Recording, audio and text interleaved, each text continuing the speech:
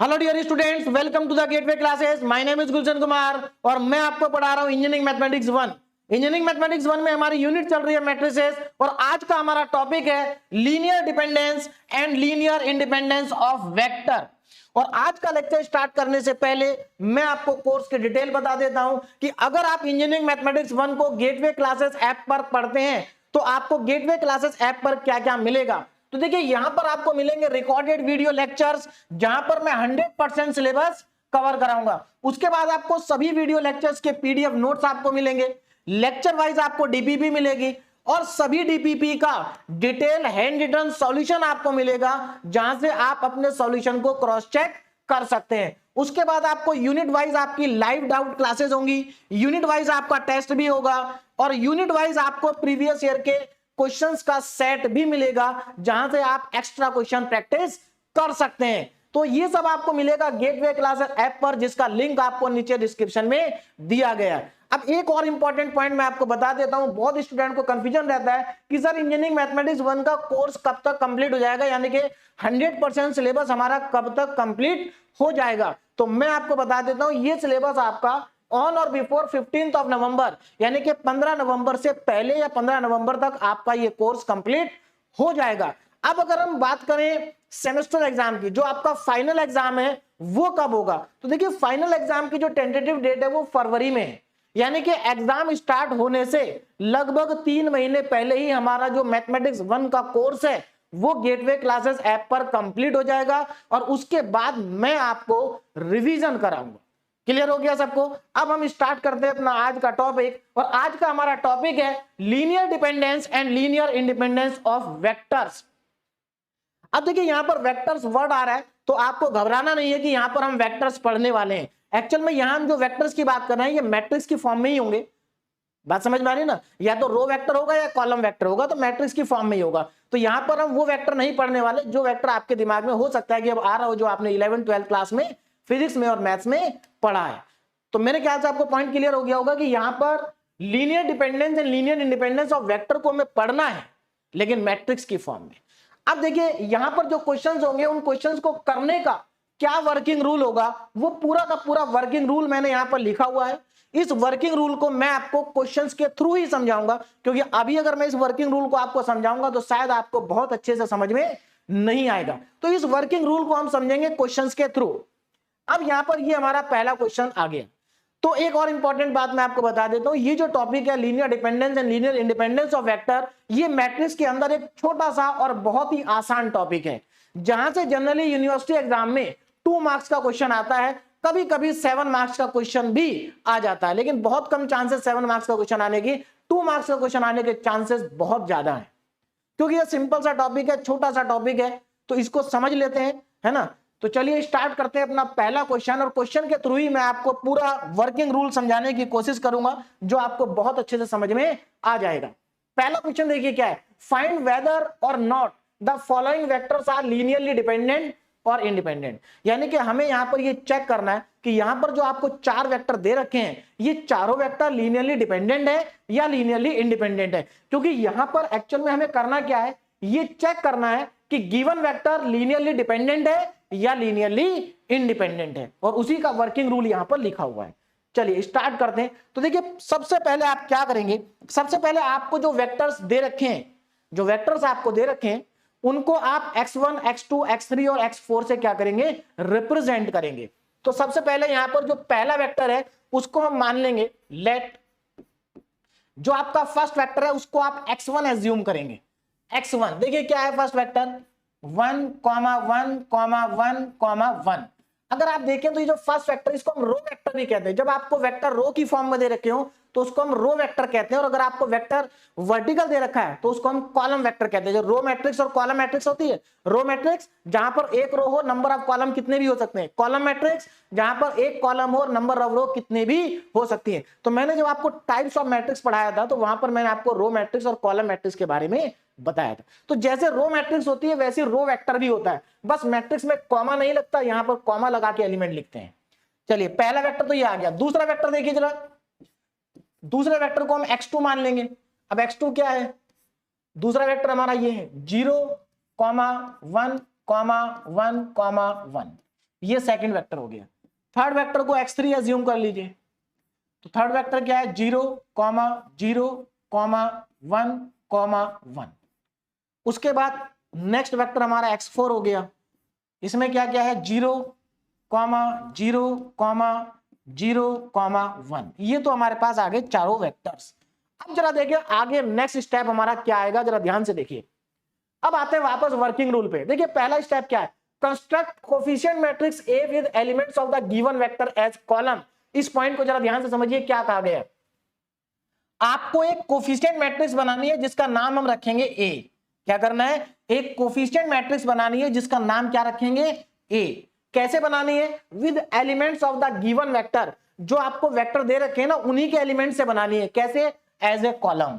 यानी कि कहने का मतलब यह है कि यहां पर जो आपका पहला वेक्टर है, इसको आप पहला कॉलम बनाएंगे मैट्रिक्स का, दूसरे वेक्टर को दूसरा कॉलम बनाएंगे, तीसरे वेक्टर को तीसरा कॉलम बनाएंगे, और चौथे वेक्टर को चौथा कॉलम हम बनाएंगे। अब देखिए कैसे, तो मैं यहां पर डायरेक्ट एक कोफिशिएंट मैट्रिक्स बना देता हूं ए। इस ए मैट्रिक्स का नाम क्या होगा, कोफिशिएंट मैट्रिक्स। चाहे तो आप यहां लिख सकते हैं कोफिशिएंट मैट्रिक्स। अब यहां पर देखो मैं कोफिशिएंट मैट्रिक्स बनाने जा रहा हूं, जरा ध्यान से देखो। पहला वेक्टर को पहले कॉलम में लिखेंगे तो 1, 1, 1, 1। फर्स्ट वेक्टर से फर्स्ट कॉलम बनेगा, सेकंड वेक्टर से सेकंड कॉलम बनेगा 0, 1, 1, 1। थर्ड वेक्टर से थर्ड कॉलम बनेगा 0, 0, 1, 1। और फोर्थ वेक्टर से फोर्थ कॉलम बनेगा 0, 0, 0, 1।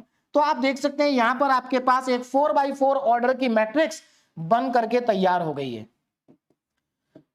ठीक है ना, तो एक स्टेप हमारा पूरा हो गया। अब आगे देखो जरा, एक स्टेप हमारा कंप्लीट हो गया। नेक्स्ट स्टेप चेक करते हैं आगे क्या करना है। तो देखो second working rule, second step working rule का, फाइंड रैंक ऑफ ए। ये जो मैट्रिक्स आपने बनाई है, इस मैट्रिक्स की आपको रैंक निकालनी है। और रैंक निकालनी आपको बहुत अच्छे से आती है, क्योंकि अगर प्रीवियस लेक्चर्स हम देखें तो लगभग 4-5 लेक्चर में हम रैंक ही कैलकुलेट कर रहे हैं, है ना। अब रैंक निकालने के हमारे पास 4 मेथड होते हैं। कौन से मेथड से रैंक निकालेंगे, तो मैं आपको ऑलरेडी बता चुका हूं, इक्लियन फॉर्म ऑफ मेथड सबसे आसान मेथड होता है रैंक निकालने का। तो उसी मेथड से हम इस मैट्रिक्स की रैंक को क्या करेंगे, फाइंड आउट करेंगे। देखिए एक चीज मैं आपको और बता दूं, इस टॉपिक को, इन क्वेश्चंस को करने के कई मेथड होते हैं। मैं आपको वो मेथड करा रहा हूं जो सबसे आसान है, ठीक है ना। तो यहां पर मैं सिर्फ एक ही मेथड से आपको सारे क्वेश्चन कराऊंगा, अलग अलग मेथड मैं यूज नहीं कर रहा हूं, क्योंकि छोटा सा टॉपिक है, आसान टॉपिक है, जनरली 2 मार्क्स का क्वेश्चन आता है, तो हम इसमें ज्यादा टाइम खर्च नहीं करेंगे। आपको कोई भी क्वेश्चन आ जाए इस मेथड से सॉल्व हो जाएगा, जो मेथड मैं आपको बताने जा रहा हूं। देखिए जरा, तो यहां पर सबसे पहले आपको क्या करना है, इस मैट्रिक्स की रैंक निकालनी है। तो अगर आप इसमें इसकी रैंक निकालेंगे इक्लियन फॉर्म से, तो देखो इक्लियन फॉर्म से इसकी रैंक कैसे निकलेगी, जरा ध्यान देना। इक्लियन फॉर्म का मतलब है कि इसके डायगोनल के नीचे वाले जो एलिमेंट है, इनको आपको 0 बनाना पड़ेगा। यानी कि नीचे आपको जितने भी ये 1 दिखाई दे रहे हैं, इन सबको 0 बनाना है। क्या करना है, 0 बनाना है। तो सबसे पहले आप क्या करो, सबसे पहले इस 1 के नीचे 0 बनाओ। इन तीनों एलिमेंट्स को क्या करो, आप 0 बना दो। कैसे बनाएंगे 0, यहां पर ध्यान दीजिए, मैं ऑपरेशन लिखने जा रहा हूं इनको 0 बनाने का। तो सबसे पहले आप देखो, ये तो 0 बनाना बहुत आसान है।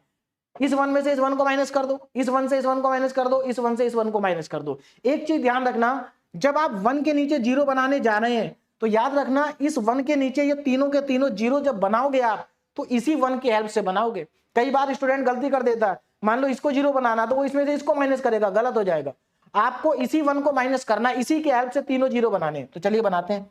तो मैं यहां पर पहला ऑपरेशन लिखता हूं, R2 में चेंज, R2 में चेंज। देखिए R2 में change, R2 minus R1, R3 में चेंज, R3 माइनस R1, और R4 में चेंज, R4 माइनस R1। ये ऑपरेशन मैं यहां पर लगा देता हूं। तो मेरे पास जो नई मैट्रिक्स आएगी वो इसी मैट्रिक्स के क्या होगी, इक्विवेलेंट होगी। तो मैं यहां पर इक्विवेलेंट का मैंने सिंबल यूज कर लिया। तो A इज इक्विवेलेंट टू, देखिए जरा, अब यहां पर जरा ध्यान दे, देखो पहली रो में कोई चेंज नहीं है, तो फर्स्ट रो को मैं ऐसे ही लिखूंगा 1, 0, 0 एंड 0। इसमें कोई चेंज नहीं आया हमारा। आगे बढ़ते हैं। देखिए उसके बाद सेकंड रो, इसमें से इसको माइनस करो, तो 1 माइनस 1 0, और यहां देखो 1 में से 0 को माइनस करो, 0 1 आएगा, यहां 0 ही आएगा, यहां 0 आएगा। क्लियर है। सेकंड ऑपरेशन, R3 में से R1 को माइनस करना है, तो देखिए 1 माइनस 1 0, 1 माइनस 0 1, 1 माइनस 0 1 और ये 0। R4 में से R1 को माइनस करना है तो 1 माइनस 1 0 और ये 1 और ये भी 1 और ये भी 1। ठीक है, आगे बढ़ते हैं। अभी हमारी इक्लियन फॉर्म नहीं आई है, मैं आपको बता चुका हूं इक्लियन फॉर्म बनाने के लिए कुछ नहीं करना होता, सिर्फ डायगोनल के नीचे वाले एलिमेंट्स को 0 करना होता है, वही मैं यहां पर कर रहा हूं। अब क्या करेंगे, इसको 0 बनाएंगे और इसको 0 बनाएंगे, किसकी हेल्प से, इस 1 की हेल्प से, क्योंकि ये 1 हमारा क्या है, डायगोनल एलिमेंट है, तो इन दोनों को 0 बनाना है। बहुत आसान है, फिर से ऑपरेशन लगा देते हैं, देखिए क्या ऑपरेशन लगेगा। R3 में चेंज, R3 में चेंज, R3 माइनस R2, देखिए माइनस R2। मैं पूरा प्रोसीजर आपको पहले बहुत बार एक्सप्लेन कर चुका हूं, जब आपने इसको 1 बनाया तो इसी के हेल्प से इन दोनों को 0 बनाएंगे, इस चीज का आपको ध्यान रखना है। चलिए R3 में से R2 माइनस करेंगे और फिर हमारे पास नेक्स्ट होगा R4 में चेंज, R4 माइनस का R2, तो यहां से आपको नेक्स्ट इक्विवेलेंट मैट्रिक्स आपको मिल जाएगी, जरा ध्यान से देखें। तो यहीं पर मैं लिख देता हूं, देखिए ए के इक्विवेलेंट नई मैट्रिक्स आपके पास आएगी, क्या आएगी, उसके एलिमेंट्स मैं यहां पर लिखने जा रहा हूं, देखिए ध्यान से। देखिए पहली दो रो में कोई चेंज नहीं है तो 1 0 0 एंड 0। सेकेंड रो में भी कोई चेंज नहीं है, 0 1 0 0। थर्ड रो में चेंज है, देखो 0 माइनस 0 0, 1 माइनस 1 0, 1 माइनस 0 1 और 0 माइनस 0 0। फिर यहां पर आ जाओ, 0 माइनस 0 0, 1 माइनस 1 0 और यहां पर 1 माइनस 0 1 और यहां पर भी 1 माइनस 0 1 आपका आ जाएगा। अब देखो जरा आगे नेक्स्ट स्टेप देखो, अब यहां पर जरा ध्यान दीजिए, अब क्या करना है, इसको 0 बनाना है, किसकी हेल्प से, इसको 0 बनाना है इस 1 की हेल्प से। तो एक बार और यहां पर मैं ऑपरेशन लगाने जा रहा हूं, जरा ध्यान से देखेंगे, बहुत आसान ये हमारे लिए हो जाएगा। चलिए देखिए, तो R4 में चेंज, R4 में चेंज, R4 में चेंज, क्या चेंज होगा, R4 में से माइनस कर दो R3 को, तो ये भी 0 बन जाएगा। चलिए बनाते हैं, तो देखिए क्या आएगा, तो जो नई मैट्रिक्स आएगी वो ए के ही क्या होगी, इक्विवेलेंट होगी, और उसके अंदर देखिए एलिमेंट्स क्या क्या होंगे, इसके अंदर क्या क्या एलिमेंट आएंगे। पहली 3 रो में कोई चेंज नहीं है तो 1 0 0 0। सेकेंड रो में कोई चेंज नहीं है, 0 1 0 0। थर्ड रो में कोई चेंज नहीं है, 0 0 1 0। फोर्थ रो में चेंज है तो 0 0 आएगा पहले, तो 0 0। देखिए याद रखना, R4 में से R3 को माइनस करना, 0 माइनस 0 0 माइनस 0 1 माइनस 1 0 और 1 माइनस 0 1 आएगा। अब यहां पर ये जो हमारी मैट्रिक्स है ये इक्लियन फॉर्म में कन्वर्ट हो चुकी है, क्यों, क्योंकि देखो आप डायगोनल के नीचे वाले सारे एलिमेंट 0 आ चुके हैं। इसका मतलब ये कैसी मैट्रिक्स है, it is an echelon form. कैसी मैट्रिक्स है, इक्लियन फॉर्म। तो यहां पर मैं लिख भी देता हूं, which is an echelon form. ये क्या है, मैट्रिक्स की इक्लियन फॉर्म है, और मैट्रिक्स की इक्लियन फॉर्म के अंदर जितनी भी नॉन जीरो रो होती हैं उतनी ही मैट्रिक्स की रैंक होती है। तो यहां पर अगर मैं आपसे पूछूं कि what is the rank of matrix, तो देखिए यहां पर आपको सिर्फ और सिर्फ क्या करना है, नंबर ऑफ नॉन जीरो रो देखनी है। तो देखो ये भी नॉन जीरो रो है क्योंकि इसमें 1 आ रहा है, ये भी नॉन जीरो रो है क्योंकि इसमें भी 1 है, ये भी नॉन जीरो, ये भी नॉन जीरो। नॉन जीरो रो का मतलब है कि अगर रो के अंदर एक भी नंबर नॉन जीरो है तो वो पूरी रो नॉन जीरो कहलाएगी। हाँ, अगर किसी रो में सारे जीरो हैं तब वो जीरो कहलाती है। तो इसके अंदर नंबर ऑफ नॉन जीरो रो कितनी है, 4। तो इसका मतलब इस मैट्रिक्स की रैंक कितनी आ गई, 4। अब थोड़ा सा पीछे चलते हैं वर्किंग रूल पे। स्टेप नंबर 2 हमारा पूरा हो गया, हमने रैंक कैलकुलेट कर ली है। अब आगे बढ़ते हैं, नाउ स्टेप नंबर 3। अब यहां पर जरा ध्यान से समझो, देखिए अगर मैट्रिक्स की rank, if rank of A matrix A is less than number of vector, क्या यहां पर हमारी जो मैट्रिक्स की रैंक आई है क्या वो नंबर ऑफ वेक्टर से कम है।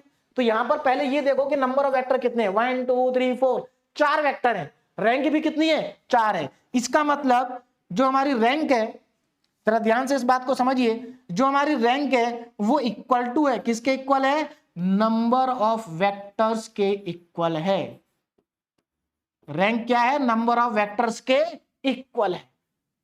वापस चलते हैं। इसका मतलब स्टेप 3 का ये वाला केस नहीं बन रहा है ना, इसमें तो रैंक क्या होती है, नंबर ऑफ वेक्टर से कम होती है, तो ये वाला केस नहीं बन रहा है हमारा, फिलहाल ये वाला केस बन रहा है, ये नहीं बन रहा है।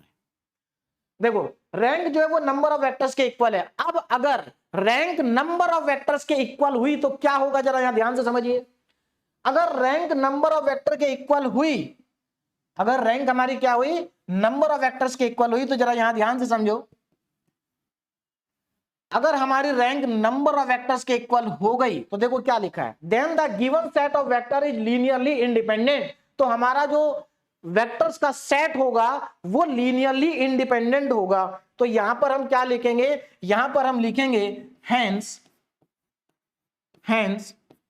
Given set of vectors, hence given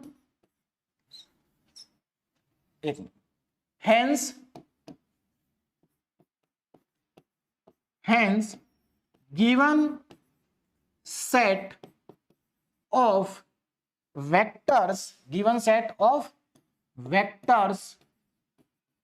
are linearly independent। कैसा है ये सेट, लीनियरली इंडिपेंडेंट है। और हमसे शायद यही तो पूछा था, है ना, क्या कहा था कि find whether or not the following vectors are linearly dependent or linearly independent. तो हमने बता दिया कि गिवन सेट ऑफ वेक्टर जो है वो लीनियरली क्या है, इंडिपेंडेंट है, और यही हमसे पूछा था। अब एक चीज और ध्यान रखना, यहां पर पूछा नहीं, देखिए जब कोई सेट लीनियरली इंडिपेंडेंट होता है तो वहां पर जो स्केलर्स होते हैं, जितने वेक्टर होते हैं उतने ही स्केलर आते हैं, इनकी बात करेंगे अभी। इस सेट ऑफ एन वेक्टर, जैसे यहां पर जितने वेक्टर हैं उतने स्केलर होंगे, जैसे यहां पर 4 वेक्टर है तो 4 ही स्केलर होंगे, K1 K2 K3 K4, इन सब की वैल्यू 0 होती है। तो हमसे यहां पर वैल्यू पूछी नहीं है। अगर मान लो इस क्वेश्चन में हमसे ये भी पूछ लेते कि what are the values of scalar, तो हम क्या कहते, K1, देखिए कितने वेक्टर हैं, 4, स्केलर भी कितने होंगे, 4, K1 K2 K3 K4, चारों की वैल्यू क्या होगी, 0 होगी।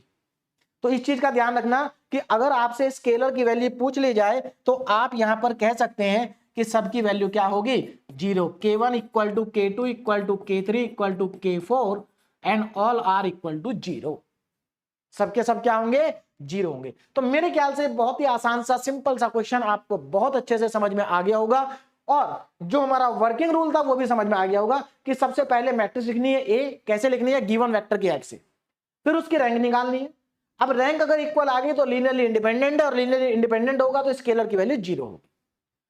ठीक, अब चलिए, अब ये वाला जो पार्ट है ये हमारा नेक्स्ट क्वेश्चन में आएगा, तो अभी फिलहाल आगे का क्वेश्चन करते हैं। सो दैट द कॉलम वेक्टर्स, देखो यहां पर आर लीनियरली इंडिपेंडेंट। अब देखो यहां पर क्या है, यहां पर आपको ऑलरेडी जो वेक्टर है वो पहले से ही मैट्रिक्स की फॉर्म में लिख कर दे दिए। इसका मतलब यहां पर एक स्टेप पहले ही हो चुका है। कौन सा स्टेप, ये कंस्ट्रक्ट कोफिशिएंट मैट्रिक्स। तो यहां पर अगर आप ध्यान दें तो हमें इस क्वेश्चन में क्या है कि ये जो मैट्रिक्स है, डायरेक्ट हमें ये मैट्रिक्स दी गई है, वेक्टर नहीं दी गए, तो हमें क्वेश्चन को यहां से स्टार्ट करना है। तो ये तो और आसान हो गया, है ना। आपको क्या शो करना है, आपको ये शो करना है कि सो दैट द कॉलम वेक्टर, देखो ये तीनों के तीनों क्या है, कॉलम वेक्टर है, आर लीनियरली इंडिपेंडेंट। आपको ये शो करना है कि ये लीनियरली इंडिपेंडेंट है। तो इसके लिए आप क्या करेंगे, सबसे पहले इस गिवन मैट्रिक्स को लिखेंगे। याद रखना इसमें ये तीनों क्या है, वेक्टर्स हैं। क्या है, वेक्टर्स हैं। तो मैं पहले इस मैट्रिक्स को लिख लेता हूं, जरा ध्यान से देखो, मैट्रिक्स ए। तो मैट्रिक्स ए के अंदर एलिमेंट हमारे आ रहे हैं 1 0 0 6 2 1 4 3 2। तो यहां पर हमारे पास पहला कॉलम देखिए, x1 की वैल्यू ये x2 की वैल्यू और ये x3 की वैल्यू। क्लियरली हमें ये शो करना है कि ये लीनियरली इंडिपेंडेंट है या डिपेंडेंट है। तो क्या करेंगे, जरा ध्यान दीजिए। सबसे पहले इस मैट्रिक्स के हम क्या करेंगे, रैंक फाइंड आउट करेंगे। रैंक फाइंड करने के लिए आपको इसके नीचे वाले सारे एलिमेंट को क्या करना पड़ेगा, 0 करना पड़ेगा। तो चलिए करते हैं 0। अब यहां पर जरा ध्यान दीजिए, तो क्या ऑपरेशन लगेगा, देखिए R2 में चेंज R2 प्लस, देखिए इस 6 में मैं क्या ऐड करूंगी, ये 0 हो जाए, तो इसमें आप ऐड कर दो -6 टाइम्स ऑफ R1।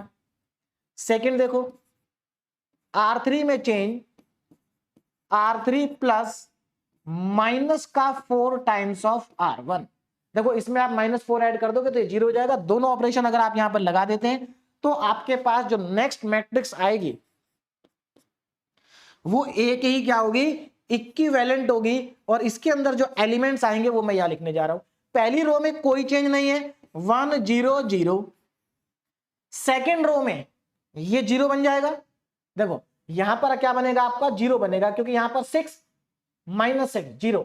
ये 2 ही रहेगा क्योंकि उधर 0 है, ये 1 ही रहेगा क्योंकि उधर 0 है। यहां पर आ जाओ, ये 0 बन जाएगा, ये 3 एज इट इज रहेगा, ये 2 एज इट इज रहेगा क्योंकि यहां 0 0 है ना। नेक्स्ट ऑपरेशन देखो जरा, तो यहां पर नेक्स्ट ऑपरेशन हमारा क्या होगा।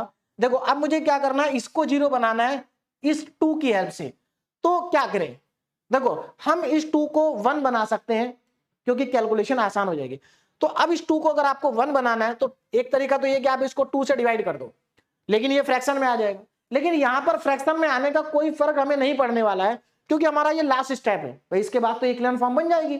तो अगर लास्ट स्टेप में फ्रैक्शन बन भी रहा है तो उससे कोई फर्क नहीं पड़ता, ये मैं आपको ऑलरेडी बता चुका हूं। क्लियर है। तो एक काम करते हैं, इसको 2 से पहले क्या कर लेते हैं, ऊपर वाले को डिवाइड कर लेते हैं, यानी कि इसको पहले 1 बना लेते हैं। तो यहां पर R2 में चेंज और 1/2 R2 में यहां कर देता हूं। देखिए और भी बहुत सारे तरीके हैं इस स्टेप को करने के लिए। आप ऐसा भी कर सकते हैं कि इसमें से इसको माइनस कर दो, यहां 1 बन जाएगा, फिर इन दोनों को आपस में इंटरचेंज कर दो और उसके बाद नीचे 0 बना दो। लेकिन 2 स्टेप बढ़ जाएंगे और यहां पर स्टेप बढ़ाने की कोई जरूरत नहीं है क्योंकि जब आसानी से हो रहा है तो क्यों स्टेप बढ़ा रहे हैं। एक तरीका यह भी है कि आप इस रो को 3 से मल्टीप्लाई कर दो और इसको 2 से मल्टीप्लाई कर दो, तो दोनों जगह 6 6 बन जाएगा, फिर इसको 0 बना दो। तो बहुत तरीके हैं इसको करने के, जो आसान हो आप वैसा कर सकते हैं, जो आपको आसान लगे। चलिए तो मैं यहां पर देखिए क्या करता हूं, इसको 2 से पहले डिवाइड कर देता हूं तो क्या बनेगा जरा ध्यान देना। देखिए तो हमारे पास जो नई मैट्रिक्स आएगी, जो ए के ही क्या होगी, इक्विवेलेंट होगी। तो ए इज इक्विवेलेंट टू, पहली रो में कोई चेंज नहीं है 1 0 0। Second row 0 1 and 1/2। Third row 0 3 and 2। Now next step, अब मुझे क्या करना है, इस 3 को 0 बनाना है। तो मैं यहां पर क्या ऑपरेशन लगाऊंगा, R3 में चेंज R3 प्लस माइनस का 3 टाइम्स ऑफ R2। इसको -3 से मल्टीप्लाई करके ऐड कर दो, 0 बन जाएगा। तो देखिए 0 बन जाएगा तो क्या आएगा हमारे पास, जो नई मैट्रिक्स हमारे पास आएगी, तो A इज इक्विवेलेंट टू 1 0 0 0 1 1/2 और यहां पर 0 और ये भी 0। अब देखो यहां पर कितना बचेगा 2, और इस 2 में मुझे क्या ऐड करना है, इसका 3 टाइम्स, तो यानी कि -3/2। तो ये कितना आ जाएगा 1/2 ही आ जाएगा यहां पर भी। तो ये हमारे पास देखिए इक्विलिब्रियम फॉर्म आ चुकी है। ये क्या आ चुकी है हमारे पास, इक्विलिब्रियम फॉर्म। क्यों, क्योंकि डायगोनल के नीचे वाले सभी एलिमेंट 0 हो चुके हैं। Now it is an equilibrium form. तो which is an equilibrium form, which is an equilibrium form. ये क्या है, मैट्रिक्स की इक्विलिब्रियम फॉर्म है। और मैट्रिक्स की इक्विलिब्रियम फॉर्म में जितने भी नंबर ऑफ नॉन जीरो रोज होती हैं वही हमारी मैट्रिक्स की क्या होती है, रैंक होती है। तो अब यहां पर देखा जाए तो इस मैट्रिक्स की रैंक कितनी है, देखिए जरा ना, rank of matrix A is equal to number of non zero row, 3 non zero row है, यानी कि इस बार भी number of non zero row किसके इक्वल है, नंबर ऑफ वेक्टर्स के इक्वल है, नंबर ऑफ वेक्टर्स के इक्वल है। क्लियर है ना, नंबर ऑफ वेक्टर के इक्वल है। तो अगर यहां पर रैंक हमारी नंबर ऑफ वेक्टर्स के इक्वल है तो हम कह सकते हैं कि यहां पर जो कॉलम वेक्टर होंगे इस मैट्रिक्स के वो लीनियरली इंडिपेंडेंट होंगे। तो मेरे ख्याल से मेरा पॉइंट आपको क्लियर हो गया होगा। तो यहां पर लिखेंगे hence the given set of hence the given set of column vectors are linearly independent। तो ये जो सेट है हमारा ये लीनियरली क्या है, इंडिपेंडेंट है। ठीक है ना। अब इसमें देखो इतना ही आपको करना है। आप यहां पर ज्यादा से ज्यादा और क्या कर सकते हैं, यहां पर x1 x2 x3 लिख सकते हैं। जैसे आपका ये x1 हो गया, ये x2 हो गया और ये क्या हो गया, x3 हो गया। तो इनको आप लिख लेना x1 x2 x3 और उसके बाद इतना आपको क्या कर देना है, इसको प्रूव कर देना। तो यहां पर ये क्वेश्चन भी हमारा क्या हो गया, कंप्लीट हो गया। अब हम चलते हैं अपने नेक्स्ट क्वेश्चन पे। तो मैंने जो अभी दो क्वेश्चन आपको कराए, ये दोनों के दोनों क्वेश्चन ही क्या थे, लीनियरली इंडिपेंडेंट वाला केस था। क्या था, लीनियरली इंडिपेंडेंट वाला केस था। अब मैं आपको दो क्वेश्चन ऐसे कराने जा रहा हूं जहां पर हमारी जो रैंक है वो नंबर ऑफ वेक्टर से कम आएगी, और जब रैंक नंबर ऑफ वेक्टर से कम आती है तो वेक्टर्स डिपेंडेंट होते हैं। क्या होते हैं, वेक्टर्स डिपेंडेंट होते हैं। तो चलिए नेक्स्ट क्वेश्चन पे चलते हैं। Now question number 3, so that the vectors are linearly dependent. इन्होंने बोल दिया कि ये लीनियरली डिपेंडेंट है ना, आपको ऐसा क्या करना है, शो करना है। अब अगर वेक्टर लीनियरली डिपेंडेंट है, देखिए सीधी सी बात है, अगर वेक्टर लीनियरली डिपेंडेंट है मतलब वेक्टर के बीच में आपस में कोई ना कोई रिलेशन होगी। देखिए लीनियरली का मतलब तो आप समझते हैं, लीनियरली डिपेंडेंट का मतलब है कि वहां पर जो वेक्टर होंगे उसकी पावर क्या होगी, 1 होगी। तो हमें वेक्टर्स के बीच में रिलेशन भी निकालनी है और ये भी प्रूव करना है कि वेक्टर्स लीनियरली क्या है, डिपेंडेंट है। तो चलिए स्टार्ट करते हैं। तो सबसे पहले यहां पर x1 x2 x3 x4 को लिख लेते हैं, 3 ही है यहां पर x3 तक। तो यहां पर जरा ध्यान दें, यहां पर हमें वेक्टर के नाम पहले से ही दे रखे हैं तो हमें मानने की जरूरत नहीं है। x1 क्या है, 1 -1 1 -1 +1। नेक्स्ट है 2 1 1 2 1 1 third vector 2 1 1 3 0 2।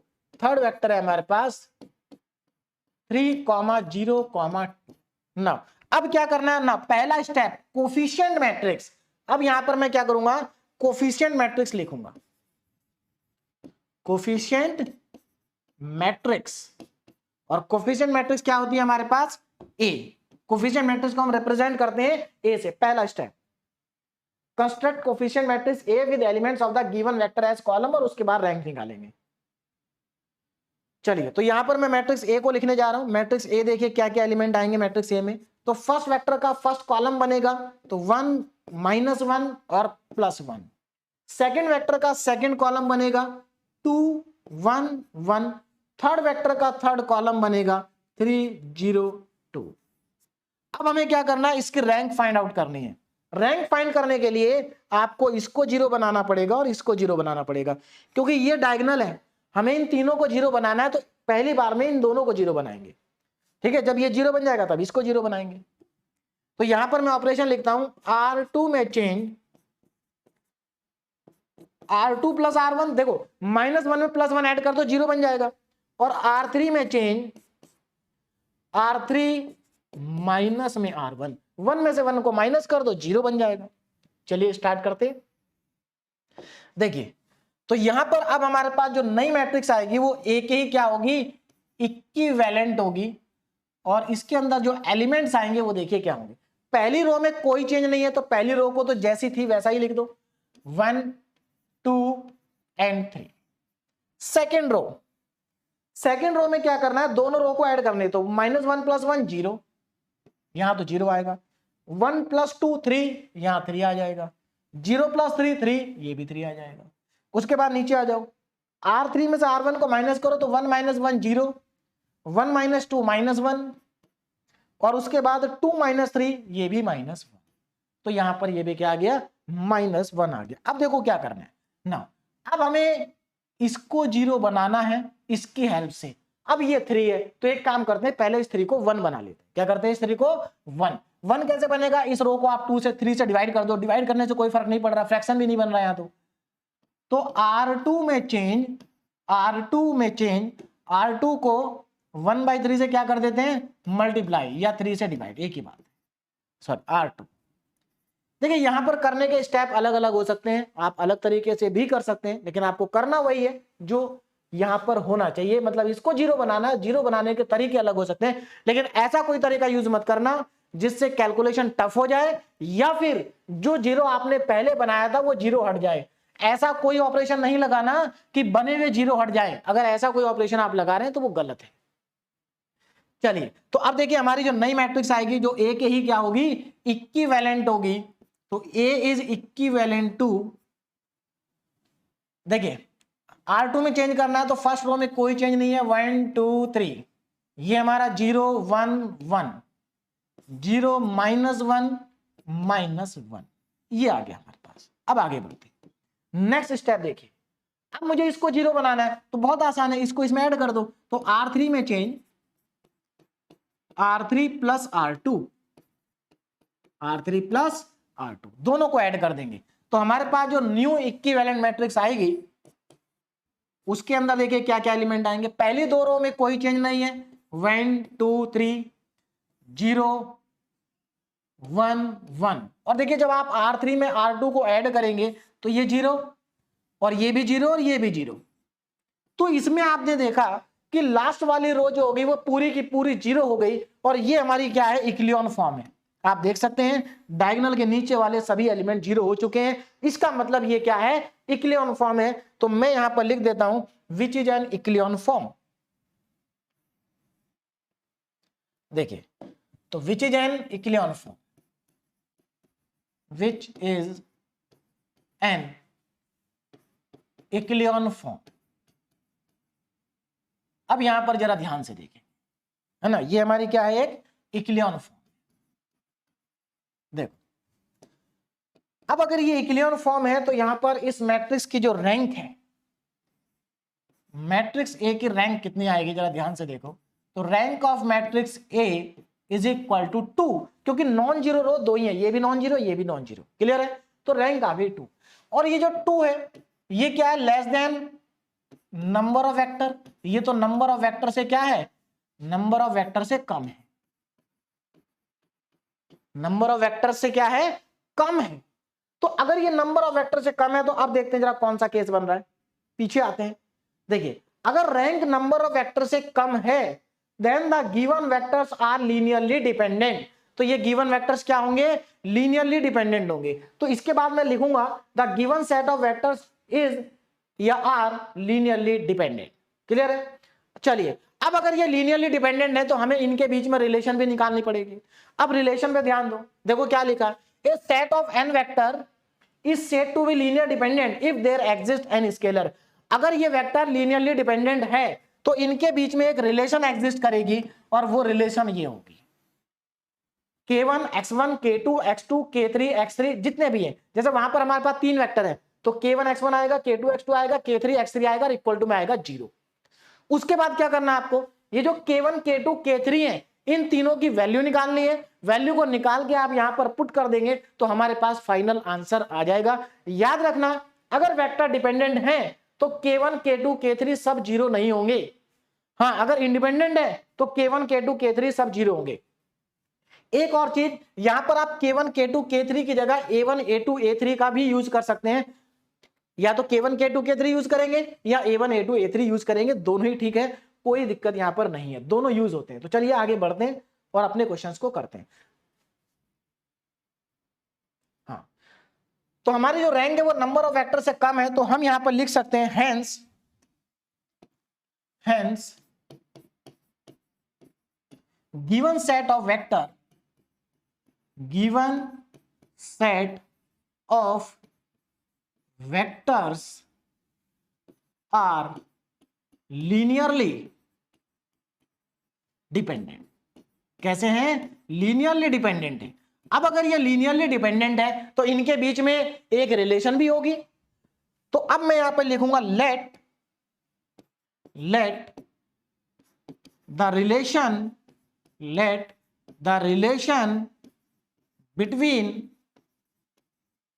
between given vectors, let the relation between given vectors is। अब यहां पर मैं रिलेशन लिखने जा रहा हूं।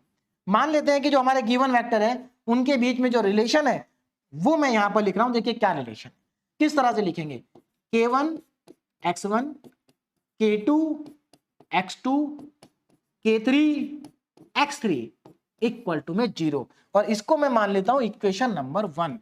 अब मुझे क्या करना है, इस इक्वेशन में k1 k2 k3 को निकाल के यहां पर पुट कर दूंगा तो मेरे पास फाइनल रिलेशन आ जाएगी। ये फाइनल नहीं है, अभी यहां से हमें k1 k2 k3 को क्या करना पड़ेगा, कैलकुलेट करना पड़ेगा। अब ये k1 k2 k3 कैसे कैलकुलेट होंगे ये मैं आपको बताता हूं। देखिए तो k1 k2 k3 are calculated as follows. तो k1 कॉमा k2 कॉमा, देखिए K1 comma K2 comma K3 are calculated as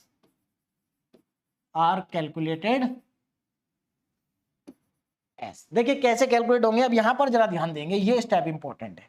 देखिए एक्चुअल में कैसे कैलकुलेट करेंगे K1 K2 K3 को, क्योंकि उसको ही हमें यहां लाके पुट करना है। देखिए इसका तरीका क्या है, जो आपकी इक्लियन फॉर्म आई थी मैट्रिक्स की, लास्ट वाली जो फॉर्म आपके पास आई थी मैट्रिक्स की, यहां से कैलकुलेट होंगे आपके K1 K2 K3। कैसे, देखो इससे पहले मैंने आपको होमोजेनियस सिस्टम और non homogeneous system of linear equation पढ़ाया था, वही चीज सेम कॉन्सेप्ट यहां पर हम लगाएंगे। देखिए कैसे, आप यहां पर क्या करेंगे, K1 को देखिए जैसे हम वहां पर क्या करते थे, इसको x से मल्टीप्लाई करते थे, x + 2y + 3z equal to जो भी इक्वल टू में दिया होता था। यहां पर जो इक्वल टू में है, यहां पर सबके इक्वल टू में आपको 0 लिखना है। क्या लिखना है, सबके इक्वल टू में 0, क्योंकि हमारी जो रिलेशन है वो सबका सम इक्वल टू क्या 0 है। तो यहां पर देखो क्या करेंगे, 1 × K1 K1, 2 × K2 + 3 × K3 equal to 0। तो यहां से पहली इक्वेशन हमारी यहां से बनेगी। तो देखिए पहली इक्वेशन क्या होगी, K1 + 2K2 + 3K3 equal to 0। कहां से बनी है, जरा ध्यान से देखो एक बार और, यहां से 1 × K1, 2 × K2, 3 × K3 यहां से बनी। दूसरी इक्वेशन यहां से बनेगी। देखो यहां पर K1 का कोफिशिएंट नहीं है, याद रखना यहां पर K1 K2 K3 x y z की तरह काम कर रहे हैं, जैसे होमोजेनियस सिस्टम में करते थे। तो यहां पर आएगा 1 × K1, 2 × K2, 3 × K3, और यहां पर आएगा देखो K1 वाला कोफिशिएंट यहां 0 है, तो K2 + K3 इक्वल टू 0। तो नेक्स्ट इक्वेशन हमारी आएगी K2 + K3 इक्वल टू में 0। अब मैं एक काम करता हूं, इसको मान लेते हैं इक्वेशन नंबर 2 और इसको मान लेते हैं इक्वेशन नंबर 3। अब इन दोनों इक्वेशन को सॉल्व करके हमें K1 K2 K3 की वैल्यू को फाइंड करना है। अब जरा देखो कैसे, देखिए मैं एक काम करता हूं, equation third, from equation third जो हमारी ये लास्ट वाली इक्वेशन है, यहां से मैं क्या करता हूं, K2 इक्वल टू माइनस का K3 कर लेता हूं। ठीक, अब देखो इसको मैं कैसे लिखूंगा, जरा ध्यान से समझो यहां पर बात को। हम इसको ऐसे लिख सकते हैं, K2/1 is equal to K3/-1। कोई दिक्कत भाई, K2 को 1 से डिवाइड कर दो, कोई फर्क थोड़ी पड़ रहा है, और K3 को आप -1 से डिवाइड कर दो, तो देखो यहां पर K3 और ये -1 तो -K3 रहेगा। और इसको आप क्या करेंगे, जरा ध्यान से देखें। देखिए यहां से ये जो स्टेप स्टार्ट हो रहा है बहुत इंपॉर्टेंट है ना। अब यहां पर आप क्या करेंगे, लेट ये जो आपका K1/K1 है और K3/-1 है, इसको आप एक दूसरा कांस्टेंट मान लो। मैं इसको मान लेता हूं K, स्मॉल K। क्या मान लिया इसको मैंने, स्मॉल K मान लिया। अब जरा यहां पर ध्यान देंगे, देखिए तो यहां से मुझे क्या मिल जाएगा, K1 और K2 की वैल्यू मिल जाएगी। अब देखो, अब यहां पर आप क्या कर सकते हैं, देखो एक बार आप इन दोनों इक्वेशन को एक साथ ले लो और एक बार आप इन दोनों को एक साथ ले लो। तो जब मैं इन दोनों को एक साथ लूंगा तो यहां से मुझे K1 की वैल्यू मिलेगी। देखिए अब जरा ध्यान, सॉरी गलत लिख दिया, ऐसे लिखना था। एक बार आप इन दोनों को साथ में ले लो और एक बार आप इन दोनों को साथ में ले लो। देखिए अगर इसको और इसको मैं साथ में लूंगा तो यहां से मुझे K1 की वैल्यू मिलेगी K। K1 की वैल्यू क्या मिलेगी, K। और अगर इन दोनों को साथ में लूंगा तो K3 की वैल्यू मिलेगी -K। तो मेरे ख्याल से आपको ये समझ में आ गया होगा। देखिए इस यहां पर K1 K2 K3 की जगह आप A1 A2 A3 भी ले सकते हैं, है ना। वो सिर्फ इसलिए लेते हैं कि K में और A में बिल्कुल एकदम सब सेपरेट हो जाता है, कंफ्यूजन नहीं होता। कंफ्यूजन यहां भी नहीं होगा, याद रखना ये K1 K2 K3 है और जो मैंने यहां पर इसको एज्यूम किया ये K है। तो हम यहां पर K1 K2 K3 को K की टर्म्स में निकालेंगे। तो हमारा K1 K के बराबर आ गया, K1 किसके बराबर आ गया, K के, और स्मॉल K लिख लेता हूं। K1 आ गया स्मॉल K के इक्वल और ये आ गया -स्मॉल K के इक्वल। अब आगे बढ़ते हैं ना। अब आपको क्या करना है, इस K1 और K3 को उठा करके आप इक्वेशन नंबर 2 में रख दो। इसमें रख दो 2 में। तो देखिए 2 से क्या मिलेगा, नाउ फ्रॉम 2 देखो 2 से आपको क्या मिलने वाला है, जरा ध्यान देना। K1 की जगह क्या रखेंगे, K रखेंगे, प्लस 2K2 मुझे निकालना है, और K3 की जगह क्या रखेंगे, K3 की जगह रखेंगे -K, तो ये -3K आएगा इज इक्वल टू में 0। देखो ये प्लस का K है, ये -3K है, तो ये बने, ये आएगा 2k2 minus 2k equal to में 0। तो यहां से आपको k2 कितना मिल जाएगा, k2 आपको यहां पर मिल जाएगा k के इक्वल। तो ये तीनों वैल्यू आ चुकी मेरे पास, k1 k2 k3। ये आपका k1 है ना, और यहां से आपको मिला k2 और यहां से आपको मिला k3, सॉरी ये k3 और ये k2। अब देखो क्या करना है, put k1 k2 and k3 in equation number 1, और जैसे आप इसको 1 में पुट करेंगे आपको फाइनल आंसर मिल जाएगा, फाइनल रिलेशन आपको मिल जाएगी। चलिए पुट कर देता हूं। तो देखो यहां पर क्या होगा, 1 में पुट करेंगे। अब जरा देखो 1 इक्वेशन क्या ये रही, k1 x1 x2 x3 आ रहा है। देखो k1 की वैल्यू k आई, k2 की वैल्यू भी k आई, ये माइनस k आई। तो यहां पर मैं इस रिलेशन को लिखूंगा, तो यानी कि हमारे पास क्या आएगा, देखो k x1 plus k x2 minus k x3, k x3 equal to में 0। अब मैं एक काम करता हूं, माइनस वाले को राइट साइड ले जाता हूं, तो यह आएगा k x1 plus k x2 और is equal to k x3। k को कॉमन ले लो, तो यहां से k को अगर मैं कॉमन लूंगा तो x1 plus x2 is equal to k x3। k से k कट गया तो मेरे पास आ गया x1 plus x2 is equal to x3। तो देखो हमारे जो वेक्टर थे वो लीनियरली डिपेंडेंट थे और ये उनके बीच में क्या आ गई, रिलेशन आ गई। तो आप इस रिलेशन में देख सकते हैं कि पावर सबकी 1 है, इसीलिए लीनियरली डिपेंडेंट वेक्टर है। पावर क्या है, 1 है, लीनियरली डिपेंडेंट, और ये इनके बीच में फाइनल क्या आ गई, रिलेशन आ गई। तो इस तरीके से आप किसी भी क्वेश्चन को सॉल्व कर सकते हैं। देखो यहां पर 3 ही टाइप के क्वेश्चन बनते हैं। कैसे 3 टाइप के, एक तो आपसे चेक करा लेंगे कि बताओ भाई गिवन वेक्टर जो है वो लीनियरली डिपेंडेंट है या इंडिपेंडेंट है ना। अब या उसमें प्रूव करा लेंगे कि वो लीनियरली डिपेंडेंट है या लीनियरली इंडिपेंडेंट है। दूसरा, यहां पर जैसे इन्होंने कहा कि प्रूव करो कि लीनियरली डिपेंडेंट है। अब ये लीनियरली डिपेंडेंट है, प्रूफ तो हमारा यही हो चुका था कि ये लीनियरली डिपेंडेंट है, लेकिन अगर आपको रिलेशन भी पूछी गई है तो फिर आप आगे बढ़ेंगे। जनरली जब रिलेशन पूछी जाती है तो क्वेश्चन 7 मार्क्स में आता है, और केवल अगर ये पूछा जाता है कि लीनियरली डिपेंडेंट है या इंडिपेंडेंट है तो वो 2 नंबर में आता है। आगे बढ़ते हैं, और इसके बाद हमारे पास लास्ट क्वेश्चन बचता है ना। ये हमारा लास्ट क्वेश्चन भी है और लास्ट टाइप का भी है। इसमें इतनी वैरायटी हो सकती है, इससे ज्यादा कुछ नहीं हो सकता है। देखिए क्या कहा, find the value of lambda for which the vectors are linearly dependent. ये जो वेक्टर्स है ये लीनियरली डिपेंडेंट है, पहले ही बता दिया कि ये लीनियरली डिपेंडेंट है, और आपको ये बताना है कि अगर ये लीनियरली डिपेंडेंट है तो यहां पर लैम्डा की वैल्यू क्या होगी, लैम्डा की वैल्यू क्या होगी। देखिए बहुत आसान सा क्वेश्चन है, देखिए कैसे होगा। सबसे पहले तो मैं गिवन वेक्टर्स लिख लेता हूं, है ना। तो मान लेते हैं कि लेट पहला जो वेक्टर है हमारा वो x1 है, तो पहले वेक्टर में क्या 1 - 2 और लैम्डा, 1, -2, लैम्डा, ये फर्स्ट वेक्टर आ गया 1, -2, लैम्डा। सेकंड वेक्टर को x2 मान लेते हैं। सेकंड वेक्टर है हमारा 2, -1, 5, 2, -1, 5, 3 - 5 7 लैम्डा, 3 - 5